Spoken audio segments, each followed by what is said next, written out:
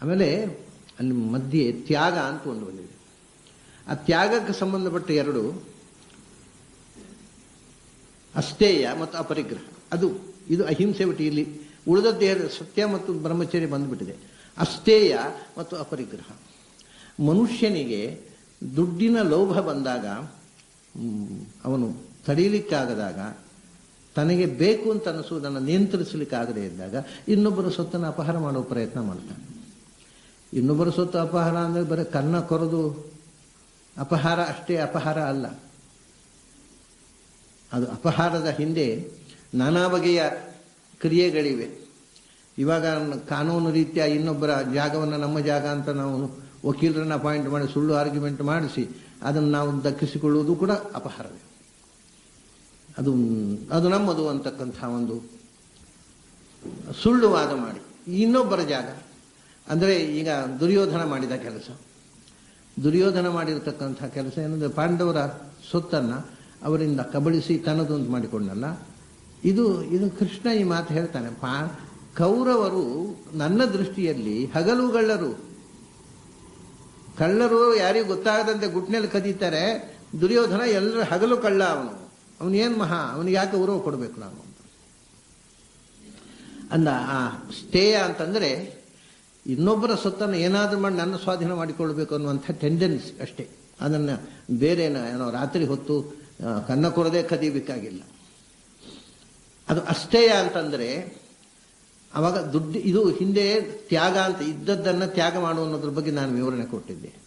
ಇಲ್ಲದ್ದನ್ನು ಪಡೆಯುವಂಥ ಮನೋವೃತ್ತಿ ಬಂದರೆ ಇದ್ದದ್ದನ್ನು ತ್ಯಾಗ ಮಾಡೋ ಪ್ರಶ್ನೆಯೇ ಇಲ್ಲ.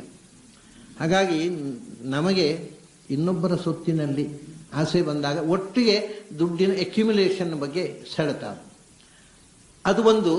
ಅದು ಆಗದೇ ಇದ್ದರೆ ಎರಡನೇದು ಅಪರಿಗ್ರಹ ಅಂದರೆ ಇನ್ನೊಬ್ಬರಿಂದ ಕೇಳಿ ತೆಗೆದುಕೊಳ್ಳುವುದು, ಬೇಡಿ ತೆಗೆದುಕೊಳ್ಳುವುದು. ಅಥವಾ ಯಾರಾದರೂ ದಾನ ಕೊಟ್ಟರೆ ಭಾರಿ ಖುಷಿ, ಬಹಳ ಖುಷಿಯಾದಾಗ ಅದೊಂದು ಸಮಸ್ಯೆ ಏನು ಗೊತ್ತುಂಟ, ನೀವು ದಾನ ಕೊಟ್ಟಾಗ ನನಗೆ ಖುಷಿ ಆಯಿತು, ಅದನ್ನು ಮುಂದೆ ಇನ್ಯಾರು ದಾನ ಕೊಡ್ತಾರೆ ಅನ್ನೋ ನಿರೀಕ್ಷೆ ಶುರುವಾಗುತ್ತೆ.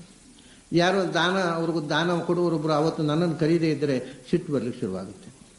ಅವರು ಬೇರೆಯೊಬ್ಬರನ್ನು ಕರೀತಾರೆ. ಇದು ನಮ್ಮ ಒಂದು ಬಾರಿ ಉಡುಪಿಯಲ್ಲಿ ಒಂದು ಅಷ್ಟೋತ್ತರ ಮಾಡಿಸಿದ್ರು ಕೊಯಮತ್ತೂರಿನವ್ರು ಯಾರೋ ಒಬ್ಬರು, ನನಗೆ ಅವರ ಹೆಸರೆಲ್ಲ ನೆನಪಿಲ್ಲ ಈಗ, ಬಹಳ ಹಿಂದಿನ ಕಥೆ. ಒಂದು 108 ಜನರಿಗೆ ಅಷ್ಟೋತ್ತರ ಕೃಷ್ಣ ಮಠದಲ್ಲಿ ಮಾಡಿಸಿದ್ದು. ಅದಕ್ಕೆ ಏನು ಅಂದರೆ ಒಂದು ಪಟ್ಟೆ, ಉಡುವ ತೊಡುವ ಪಟ್ಟೆ, ಆಮೇಲೆ ಒಂದು ಬೆಳ್ಳಿಯ ಹರಿವಾಣ ಕೊಡಿಸ್ಬಿಟ್ಟು ಬೆಳ್ಳಿಯದು ಎಷ್ಟು ಕೊಟ್ಟಿದ್ದರು, ತಂಬಿಗೆ ಕೊಟ್ಟಿದ್ರು ಬಿಟ್ಟಿದ್ರು ನೆನಪಿಲ್ಲ ನನಗೆ.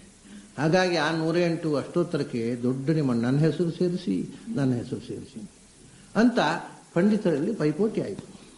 ನಾನು ಚಿಕ್ಕ ಹುಡುಗ ಆಯಿತು. ಅವರು ಏನು ಮಾಡಿದರು, ಅವ್ರದ್ದು ಒಂದು ಲಿಸ್ಟ್ ಇತ್ತು ಯಾರ್ಯಾರನ್ನು ಇನ್ವೈಟ್ ಮಾಡಬೇಕು ಅಂತ. ಅವರು ಬರುವಾಗಲೇ ಅವರಿಗೆ ಗೊತ್ತಿದ್ದ ಕೆಲವು ಹೆಸರುಗಳನ್ನು, ಅದನ್ನು ನಮ್ಮ ತಂದೆಯವರ ಹೆಸರನ್ನು ಅವರು ಅಲ್ಲಿ ಬರುವಾಗಲೇ ನಾವು ದೊಡ್ಡ ವಿದ್ವಾಂಸರಿಗೆ ಮೊದಲು ಕೊಡಬೇಕು, ಹಾಗಾಗಿ ಈ 108 ಹೆಸರಿನಲ್ಲಿ ಮೊದಲು ಬಂದ ನಾರಾಯಣಾಚಾರ್ಯರ ಹೆಸರನ್ನು ಸೇರಿಸಿಬಿಡಿ ಅಂತ ಹೇಳಿದರು. ನಮ್ಮ ತಂದೆಯವರು ಹೋಗಲಿಲ್ಲ, ರೆಫ್ಯೂಸ್ ಮಾಡಿದರು. ನಾನು ದಾನ ತೆಗೆದುಕೊಳ್ಳುವುದಿಲ್ಲ, ನಾನು ಬರುವುದಿಲ್ಲ ಅಂತ. ಅವರಿಗೆ ನಿರಾಶೆ ಆಯಿತು. ಇವರಿಗೆ ಅಂತ ತಂದಿದ್ದ ಬೆಳ್ಳಿಯ ಪಾತ್ರೆ ಮತ್ತು ಏನು ಜರಿ ಪಟ್ಟೆ ಶಾಲು ಅದನ್ನೆಲ್ಲ ಹಾಗೆ ತೆಗೆದಿಟ್ಟು ಅದನ್ನು ಅದು ಪ್ರಾಯ 108 ಜನರಿಗೆ ಮಾಡಿರಬೇಕು, ಆದರೆ ಆಚಾರ್ಯರಿಗೆ ಕೊಡಬೇಕು ಅನ್ನೋದನ್ನು ಕೊಡಲೇಬೇಕು, ಅವರು ಕಾಲು ತೋಡಿಲಿಕ್ಕೆ ಬಾರದಿದ್ದಂತ ಸಂಜೆ ಮನೆಗೆ ಹಿಡ್ಕೊಂಡು ಬಂದರು.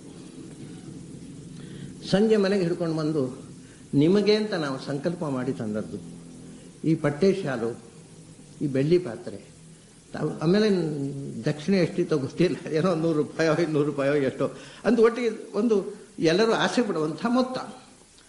ತಂದೆಯವರ ಮೊದಲು ತಂದಿಟ್ರು ಮನೆಯಲ್ಲಿ. ಇದು ನನ್ನ ಕಣ್ಮುಂದೆ ನಡೆದ ಘಟನೆ. ತಂದೆಯವರು ಏನು ಹೇಳಿದರು ಗೊತ್ತಾ, ನೋಡಿ ಆ ಪಟ್ಟೆ ಆ ಬೆಳ್ಳಿಯ ಪಾತ್ರೆಯನ್ನು ನನಗಿಂತ ಹೆಚ್ಚು ಇಷ್ಟಪಡುವವರು ಈ ಊರಿನಲ್ಲಿ ಬೇರೆ ಇದ್ದಾರೆ, ಅವರಿಗೆ ಯಾರಿಗಾರು ಕೊಟ್ಟು ಬಿಡಿ ಅಂತ ಕಳಿಸಿಕೊಟ್ರು. ಇದು ಅಪರಿಗ್ರಹ. ಯಾವುದನ್ನು ಇನ್ನೊಬ್ಬರು ಕೊಟ್ಟದ್ದನ್ನು ತೆಗೆದುಕೊಳ್ಳದೇ ಇರುವುದು. ಅದರಿಂದ ಏನಾಗುತ್ತೆ ಅಂದರೆ ಇನ್ನೂ ದುಡ್ಡು ಬೇಕು, ಅಥವಾ ಅವ್ರು ಕೊಡಲಿಲ್ಲ, ಅವ್ರು ಕೊಟ್ಟರೆ ಇವ್ರು ಕೊಟ್ಟರು, ಅವ್ರು ಯಾಕೆ ಕೊಡಲಿಲ್ಲ, ಈ ಯಾವ ನಿಶ್ಚಿಂತೆಯಿಂದ ಬದುಕಬಹುದು. ಅಂಥ ಒಂದು ಪ್ರಸಂಗ ನನ್ನ ಜೀವನದಲ್ಲಿ ಬಂತು. ನನ್ನ ಗುರುಗಳು ವಿದ್ಯಾಮಾನ್ಯ ತೀರ್ಥರು ಕಾಲದಲ್ಲಿ, ಅವರ ಪರ್ಯಾಯ ಕಾಲದಲ್ಲಿ ಒಂದು ಅಷ್ಟೋತ್ತರ ನಡೆಯಿತು. ಅವರಿಗೆ ಪ್ರೀತಿ ನನ್ನ ಮೇಲೆ. ಗೋವಿಂದನ ಹೆಸರು ಹಾಕಪ್ಪ ಅಂದರು ವಿದ್ಯಾಮಾನ್ಯ ತೀರ್ಥರು. ಅದು 108 ಜನರಲ್ಲಿ 24 ಜನರು ಏನೋ ಒಂದು, ಅದು ಭಾರಿ ದೊಡ್ಡದು, ನನಗೀಗ ನೆನಪಿಲ್ಲ, ಅದು ಕೂಡ ಬೆಳ್ಳಿ ತಟ್ಟೆ ಪಾತ್ರೆ ಇತ್ಯಾದಿ ಎಟ್ಸೆಟ್ರಾ. ಅದು ಗೋವಿಂದನ ಹೆಸರು ಹಾಕು ಅಂತ ವಿದ್ಯಾಮಾನ್ಯ ತೀರ್ಥರು ಹೇಳಿದಂತೆ. ಮಠದಿಂದ ಒಬ್ಬರು ವಿದ್ವಾಂಸರು ಬಂದು ಸ್ವತಃ ಶ್ರೀಗಳವರೇ ಹೇಳಿದ್ದಾರೆ, ನೀವು ಬರಬೇಕಂತ ಹೇಳಿದರು. ನಾನು ಹೋಗಲಿಲ್ಲ, ವಾಸ್ತವಿಕ ಹೋಗಲಿಲ್ಲ ಅದಕ್ಕೆ. ಯಾಕೆಂದರೆ ನನಗೆ ನನ್ನ ತಂದೆಯ ಆದರ್ಶ ನನ್ನ ಕಣ್ಣ ಮುಂದೆ ಇತ್ತು.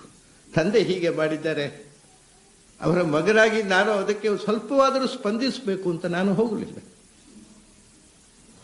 ಸಾಯಂಕಾಲ ಸ್ವಾಮಿಗಳು ಸಿಕ್ಕಿದ್ರು. ಯಾಕೋ ಬರಲಿಲ್ಲ, ನಾನೇ ಹೇಳಿದ್ದೆ ನಿನ್ನ ಹೆಸರು ಸೇರಿಸ್ಬೇಕು ಅಂತ, ನಾನು ಹೇಳಿದ್ದು ನೀನು ಬರಲಿಲ್ಲ, ಯಾಕೆ ಬರಲಿಲ್ಲ? ಸ್ವಾಮಿ, ಒಂದು ಸಂಗತಿ, ಇವತ್ತು ನೀವು ಹೇಳಿದ್ರಿ ಅಂತ ಬರಬಹುದಿತ್ತು, ಇನ್ನೊಂದು ಅಷ್ಟೋತ್ತರಲ್ಲಿ ನನ್ನ ಹೆಸರು ಸೇರದೇ ಇದ್ದಾಗ ನನಗೆ ತಲೆ ಬಿಸಿ ಆಗುತ್ತೆ, ಅದಕ್ಕೆ ಅಷ್ಟೋತ್ತರದ ರಗಳೇ ಬೇಡ ಅಂತ ಬರಲಿಲ್ಲ. ತುಂಬ ಸಂತೋಷ ಆಯಿತು ಅಂತ ಹೇಳಿದರು ಶ್ರೀಗಳು. ಹಾಗೆ ಒಂದು ಅಪರಿಗ್ರಹದಲ್ಲಿ ಒಂದು ವಿಚಿತ್ರವಾದ ಆನಂದ ಇದೆ. ಅದನ್ನು ಅಭ್ಯಾಸ ಮಾಡಬೇಕು. ಇದು ತ್ಯಾಗ, ಅಪರಿಗ್ರಹ, ಅಸ್ಥೇಯ, ಇದು 3 ದುಡ್ಡಿನ ಬಗ್ಗೆ ಮೋಹವನ್ನು ಕಳಚಿಕೊಳ್ಳಿಕ್ಕೋಸ್ಕರ ನಾವು ಆಚರಿಸಬೇಕಾದಂಥ 3 ಸಂಗತಿಗಳು. ಅಸ್ಥೇಯ ಅನ್ನೋದು ಬಹಳ ನೀಚ, ಇನ್ನೊಬ್ಬರ ದುಡ್ಡನ್ನು ಆಸೆ ಪಡೋದು, ಅಂದ್ರೆ ಇನ್ನೊಬ್ಬರ ದುಡ್ಡನ್ನು ಕದಿಯೋದಲ್ಲ, ನೀವೇ ಕೊಡಿ ಅಂತ ಭಿಕ್ಷೆ ಕೇಳುವುದು ಅಥವಾ ಕೊಟ್ಟದ್ದಕ್ಕೆ ಕೈ ಒಡ್ಡುವುದು 2ನೇದು. ಅದೂ ಬೇಡ. ಅಷ್ಟೇ ಅಲ್ಲ, ನಿನ್ನ ಹತ್ರ ಏನಿದೆಯೋ ಅದನ್ನು ಇನ್ನೊಬ್ಬರೇ ಹಂಚಿಬಿಡುದು. ಇದು ನಾವು ದುಡ್ಡಿನ ಬಗ್ಗೆ ನಮಗೆ ಇರತಕ್ಕ ಮಾನಸಿಕವಾದ ಒಂದು ಅಟ್ಯಾಚ್ಮೆಂಟನ್ನು ಕಳಚಿಕೊಳ್ಳೋದಕ್ಕೋಸ್ಕರ ಮಾಡ್ತಕ್ಕಂಥ. ಹೀಗೆ ಅಹಿಂಸಾ, ಸತ್ಯಂ, ಅಸ್ಥೇಯಂ, ಬ್ರಹ್ಮಚರ್ಯಂ, ಅಪರಿಗ್ರಹ 5 ಯಮಗಳ ಸಂಗತಿ ಆಯಿತು. ಇದು ಬಿಡಬೇಕಾದ್ದು. ಅಹಿಂಸಾ, ಹಿಂಸೆಯನ್ನು ಬಿಡು. ಸತ್ಯಂ ಅಂದರೆ ಸುಳ್ಳು ಹೇಳುವುದನ್ನು ಬಿಡು, ಅಂದರೆ ಅಪ್ರಾಮಾಣಿಕತೆಯನ್ನು ತೊರೆ. ಅಸ್ಥೇಯಂ, ಕದಿಯುವುದನ್ನು ಬಿಡು. ಬ್ರಹ್ಮಚರ್ಯಂ, ಅಧಿಕ ಅಂದರೆ ಓವರ್ ಸೆಕ್ಸಿ ಆಗಬೇಡ. ಅಪರಿಗ್ರಹ, ಇನ್ನೊಬ್ಬರ ಮುಂದೆ ಕೈಯೊಡ್ಡಬೇಡ. ಇದು ಯಾವುದು ಬಿಡಬೇಕು 5, ಇದು ಯಮ.